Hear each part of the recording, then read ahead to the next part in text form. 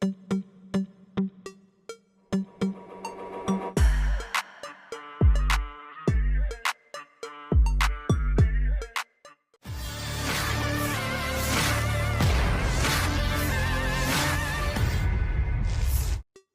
Rusia lagi-lagi menyerang depot amunisi Ukraina di wilayah Kharkov. Pasukan Rusia melancarkan bom terarah ke depot amunisi. Sebelumnya, truk pengangkut amunisi Ukraina diintai operator drone Rusia. Truk tersebut melaju menuju depot amunisi Ukraina.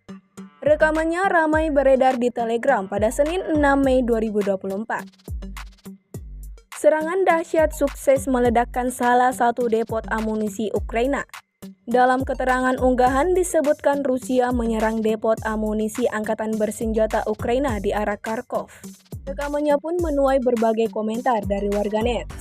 Selain itu, Presiden Rusia Vladimir Putin memerintahkan latihan senjata nuklir di Belgorod, Rusia. Wilayah ini adalah daerah perbatasan yang dekat dengan Ukraina.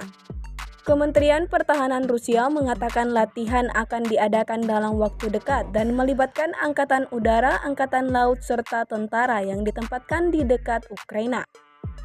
Kremlin menyebut ini merupakan respon terbaru terhadap komentar Barat.